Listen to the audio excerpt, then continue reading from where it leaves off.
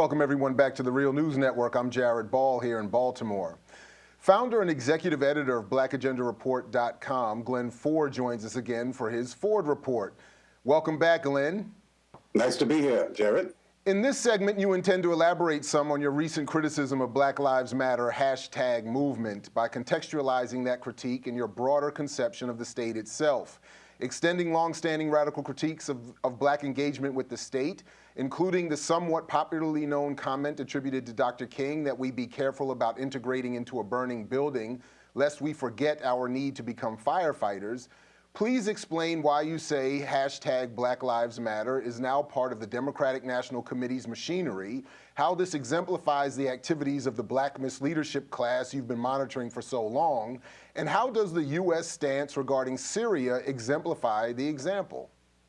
Well, you know, I have to say, first of all, that I don't enjoy giving a critique of Black Lives Matter. I'm not enjoying it at all, but it's something that has to be done. That's part of our function. And we've had 2 meetings of people who say their Black Lives Matter with Hillary Clinton so far, based on what they themselves have said after the meetings and on the video of the first meeting with Hillary Clinton, we can conclude that neither one of these meetings had much of anything to do with demands. And so the Black Lives Matter delegations have ignored the first principle of social activism. That principle was articulated by Frederick Douglass, of course, and he said that power concedes nothing without a demand.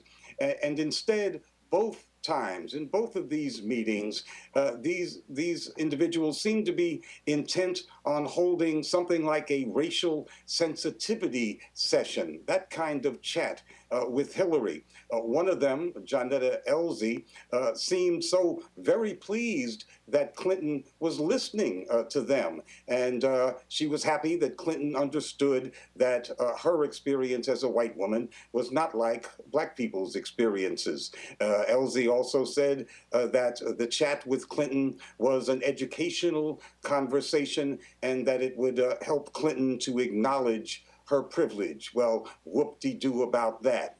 So it was all about sensitizing the person who's going to be probably the president of the United States.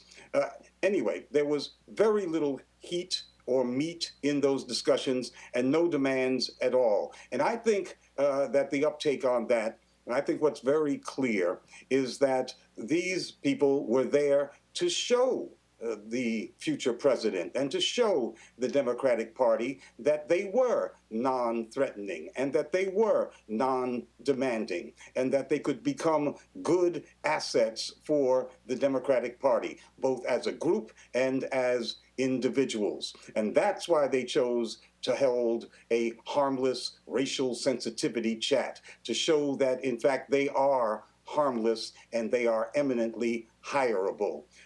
Their absolute failure to confront power in any meaningful way is even more outrageous when you understand that they're meeting with the person who will be the most powerful person in the world and who is also a war criminal. And I say that, and I don't say that lightly.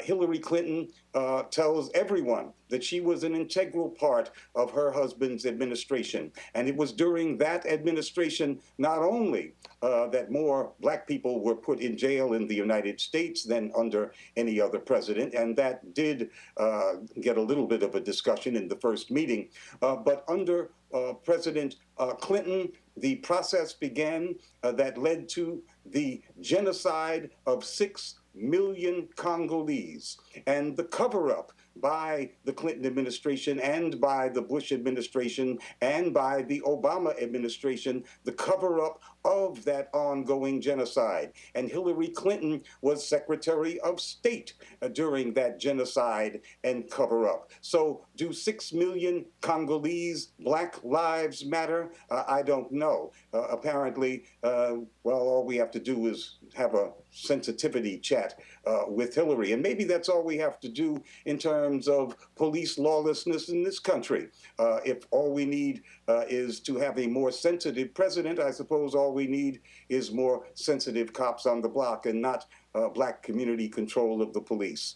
Hillary Clinton also tells everyone that she was the most powerful and influential voice in the decision by President Obama to bomb Africa along with his NATO allies. And when the United States bombed Libya and its Islamic jihadist foot soldiers butchered the leader of that country, Colonel Gaddafi, it was Hillary who said, "We came, we saw, he died." In other words, she took credit for that. And those jihadists then went on with US financing and direction, and none of this is a secret or in dispute. They went on to make war in Syria. And so that brings us to the present. And yet there is nothing coming out of Black Lives Matter that has any relevance to the extremely dangerous situation that the world faces today. And that is a break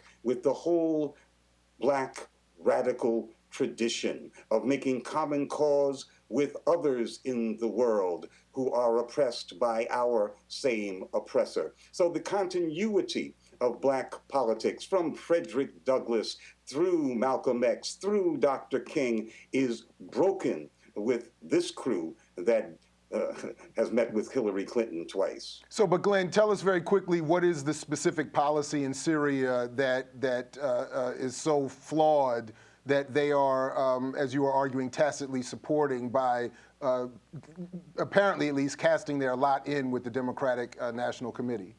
It is illegal. It is a massive violation of international law, and publicly and proudly done. And you don't have to hear me explain why it is so illegal. Actually, Vladimir Putin did a very good job. But I think what Americans have to say is that the behavior of the United States and its NATO allies and its monarchic allies in the Gulf, their behavior is identical on a moral level, on an historical level, and on a legal level with that of Nazi Germany and Benito Mussolini's fascist Italy in the 1930s, when they backed Franco, a rogue general, and his war against the universally recognized, elected government of Spain. And the Germans and the Italians did exactly what the United States and the French and the Saudis are doing. They gave arms to General Franco, and finally, they positioned troops in Spain. About 60,000 Italian troops from the fascist Mussolini and about 10,000 troops from Hitler's Germany. And they provided Franco with an air force. And the other European powers dithered and argued about whether it was illegal or not to give aid to forces that were trying to overthrow a sovereign country. They kept on dithering until Franco won, and that was the first fascist victory of World War II.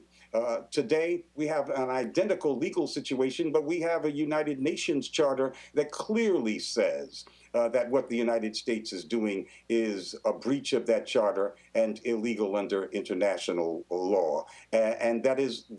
So it is incumbent upon everyone in the world who wants to see a planet Earth that is ruled by law and not by a superpower who has all the weapons. It's incumbent on all of us to be screaming at the top of our lungs about this massive crime that's being committed in our name. But instead, when folks get a chance, not only do they not make demands on Hillary Clinton when they have the time and the opportunity to do so on behalf of Black people, they say nothing about the oppressed of the world who are dying by the millions because of U.S. policy. That's a break with the Black radical tradition. Well, Glenn Ford, thank you again for joining us here at the Real News Network.